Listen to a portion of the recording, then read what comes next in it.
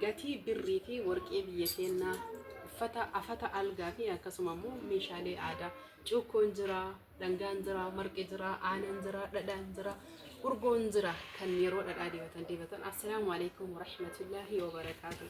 Ashama harka fuune Oromoo kiyya guutuu dura jirtu amantii kutaan osoo waliin qoodii baga jiraatan hundi keessanuyyuu har'a jechuudha birrii aslii taate akkasuma ammoo furdaa yookiin ammoo baay'ee guddaa ta'e bifee akkasuma ammoo afata algaa yookiin aadaa kan ta'ee fi hordoftoota fi kabajamtoota kiyyaa hedduu miidhagaadha.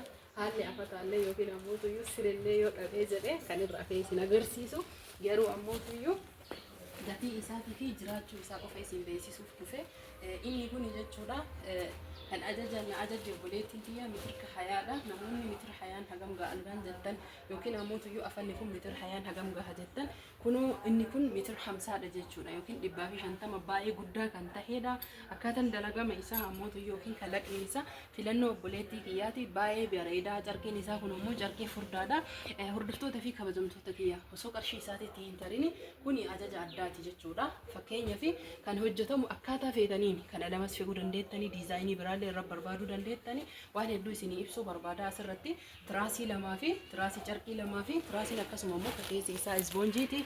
Tiraasiin ciisichaatii fi tiraasiin zuuriyaa fakkeenyaaf asitti kennu kun garaagarummaa qaba. Kun tiraasii xixiidha kan hirribaa jechuudha.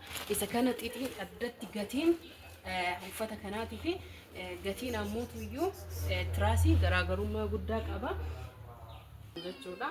Walumaa galatti isa dabalatee tiraas carqii lamaa dabalatee tiraasii keessa jirtuu miti carqii beebii tiraasii dabalatee itti aansuun ammoo kunoo isa kana dabalatee jechuudha.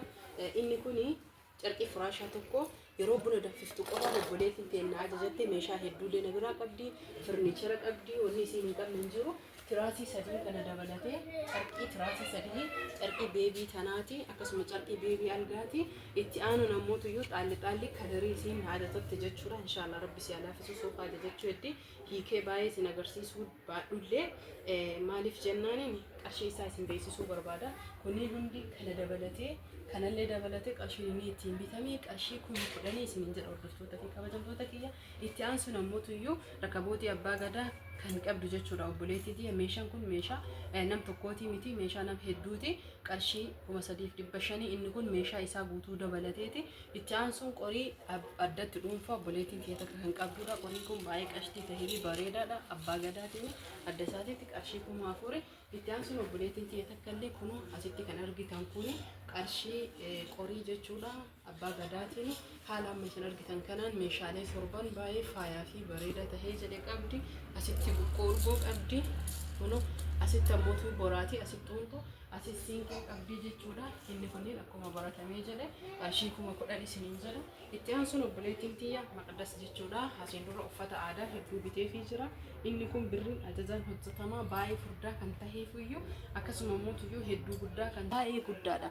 Yeroo viidiyoo ilaalan garuu xiqqaa fakkaachuu danda'a. Kunoo qubee haga caalu ilaala yoo qubarra kaadhee jedhe kunoo ija keessanii ilaala quba lamaan irratti gaha jechuudha. Kun ka gurraati. Hordoftoota fi kabajamtoota kiyyaa kunoo kunillee ka gurraati wal cinqa guddina isaa qofa osoo laaltanii barbaada. Kuni kan qubaate jechuudha. Birrii tahuu ammoo asuma isaa kunoo asiin laaluu dandeettanii birriidha. 925 namoonni hin beekne jiru furdaa qubeen ammoo dabaluu fi yoo qubnis furdaa tahe akkaataa ajaa'ibaatitti jechuudha. Ajajaanii dabaluu fi hir'isuu dandeettanii akkasuma ammoo kunoo laala yoo irra taree jedhe akkanumatti jechuudha. Yoo qabee jedhellee maa jennaan saayizii nama sanii waan hin beekneef jecha qubni nama sanii hagam furdataa fi hagam qal'ataa waan hin beekneef mee silsilaan isaa yookiin haanni isaa haga inni furdatu ija keessaniin kottaa itti siqaatii ilaala. Baay'ee furdaa kan tahee fi akkasuma ammoo dhaddoo dhayaadha jechuudha. Kunoo ija keessaniin ilaala. Silsilaa sadii jechuudha. Silsilaan kun walumaa galatti birriin kun jechuudha giraamni isaa gara giraama 40 jira kan karaa'u giraama 38tti kan dhiyaatu. Qarshiin inni ittiin ajajamee yookiin ittiin hojjechiifne jenne qarshii 12,000 jechuudha. Namoonni birrii biyya biraa teettanii biyya ambaa teettanii birrii bitattan kunoo birriin biyya alaatitti dalagamtee dhuftu isii bareedduu tanatu jira. Kana jechuun giraama baay'ee guddaadha isinii galee kunoo ija keessanii ilaala. Hedduu miidhagdii hedduu bareedduudha. Namoonni birriis tahee akkasuma immoo maatii keessan sapiraayiz gochuu barbaadan haala kanaan dhuftanii waan barbaadanii sapiraayiz godhuu ni dandeettanii. Hordoftoota fi kabajamtoota kiyyaa waan hedduu kan ifa isinii godhuu barbaadu yeroo jechuudha carqii firaashaa kana na ajajjan namoonni hedduun maal si'aa jiranii tiraas fakkeenyaaf tiraas beebiin tiraasiin tuni yookiin tiraasiin xiqqoon tunii fi carqiin kun garagara bitama bakka takka illee bitamu qarshii tokko illee hin bitamu sababbiin isaa ammoo carqiin firaashaa kuni filannoo keessaniin ajajamu fakkeenyaaf ammoo carqiin tun firaasha tokkoo fi carqii firaasha tokkoo fi tiraasii carqii tiraasii sadii fi beebii tokko ajajatte yeroo buna taa'u buna biratti jettee hedduu namatti tola qarshiin isaa ammoo kamii wajjin dhufere kan algaa kana wajjin dhufe jechuudha algaan kun mitirka 20 mitirka 50 kan amma irraa kun mitirka 50 isinii galaa miti baay'ee guddaa kan ta'edha isinii jedha isa kana akka barbaadanii diizaayinii barbaadanii fi akka barbaadanitti ajajachuu dandeettanii isiniin jedha fakkeenyaaf dirqama firaashni gurguddaa dhedheeraa waan ta'eef firaasha tokkicha irratti tiraasiin sadii dirqama tiraas carqiin sadii tiraas carqii fi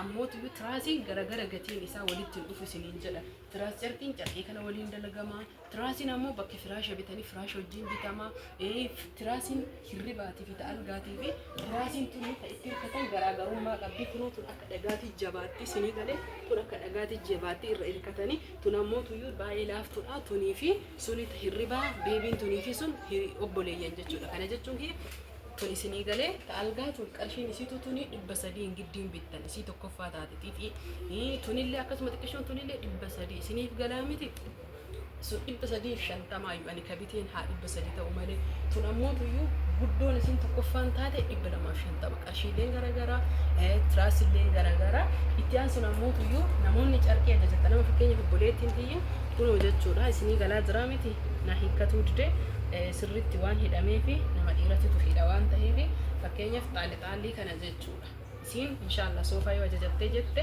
kunoo kalara soofaa isin yeroo hedduu na ergitu godhee fi sababbiin isaa waan baay'ee jechuudha kalara kana soofaa filattee fi inshallah rabbi si alaafisu na dalaysiiftanaan jette isin nayyuu na ajajje malee na wannaan jenne isinii galee soofaa hin ajajne garuu soofaa na ergite kun ka soofaati kunoo haala kanaan soofarra uffifnaan maggaarrajas ganaa ajajachuu heddii du'aayii kadhadhaa fi kunoo argitanii inni kuni ka soofaati inni kun ammoo ka kontirool biffeetii jechuudha gabaabamatti ka kontirool biffee kana jaha yoo barbaadan qarshiin 720 ka soofaa yookiin ammoo majliisa haa ta'u akkasuma ammoo carqii firaashaa kanaafillee haa ta'u guddaa daalaayisiin beebiin qixxeedha jechuudha baay'ee guddoodha 840 firiin jaha yoo an akkana jedhu takkitti hin se'ina firii jahatu yoo takka 2 3 4 5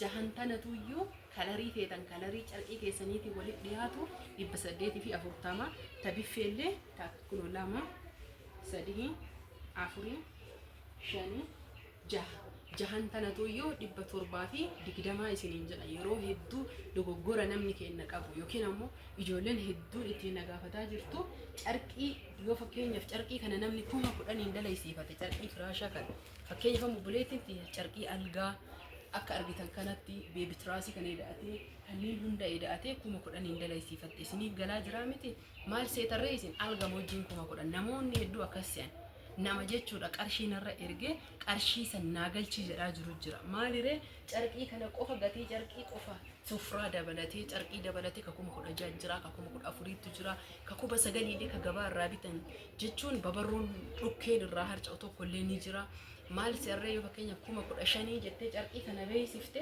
firaasha wajjin tiraasii dabalatee si'an 15,000 akkasii mana namni odoo guuttata ta'e maaltu nama dararee biyyaa nama baasee jireenya hamtuu san keessa nama ofa isiniin jedha kanaaf hordoftoota fi kabajamtoota kiyya kunoo shiittan bifa keessallee shiita kana anallee obboleettii tiyya takkatuyyuu sapiraayiz na godhe maa jennaane kennaan xiqqoon qabdanaaf baay'ee guddaadha isa miidhagaa bareedaa kana nabichisiiftee kaatee jechuudha bitinaan jette shiita sagalee nabichisiiftee kalara sitti toleesse keessa kalara tokko kennaa kiyya uffadhu viidiyoon hojjedhu naan jette anillee ammoo shurraabii kanneen waan qabu shurraabiin kunniin illee ni jirti namoonni bitachuu barbaadan yookiin maatii keessanii ajajuu barbaadan kunoo anillee haala kanaan jechuudha kennaa obboleettii tiyya hedduu naa galatoomi jedhaani kanarra ofii jaaladhu jechuudha hedduu jaaladhu garuu baawwan ishiit akkanaa hin qaba maaliif jennaani baawwaniin dhuunfadha malee uffata darbatan qabu baay'ee guddaadha kunoo anuyyuu har'a sattarani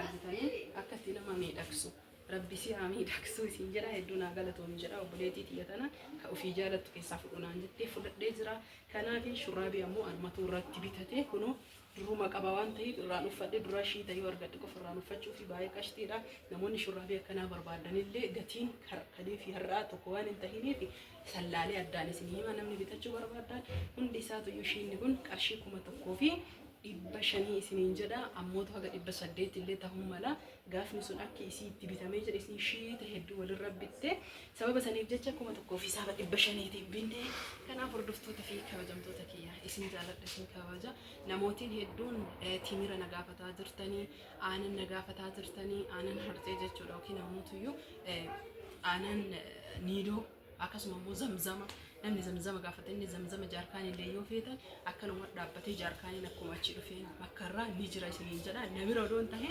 iddootti gurguramu namni beeku murteessaa ta'uu qaba kanaaf hanga viidiyoo biraatti walitti deebi'utti horaa bulaa fayyaan faaya namoonni lakkoofsi kiyya na gaafattan lakkoofsi kiyya viidiyoo irra ni jira garuu yeroo tokko dogoggoraan gadhiisa dogoggora saniif na of kolchaa isiniin jedha sababa yookiin dadhabee yookiin meeshaan na baay'ate waan dadhabuuf jecha maal isiniin jedhare yeroo tokko ammoo ijoolleen biyya arabaa ni hubattanii waa dagannaa mitiire sanii fi akkasiin naa hubachuun lakkoofsi kiyya dhumti 75 ta'u sirrinnaa qabadha dhuma san dogoggoraa yeroo hedduu hundumaaf iyyuu warri lakkoofsa na gaafattan obsaan viidiyoo caqastan lakkoofsanii argattan duwwaa 9 75 15 72 75 waatsaappii telegiraaman heloo jedha.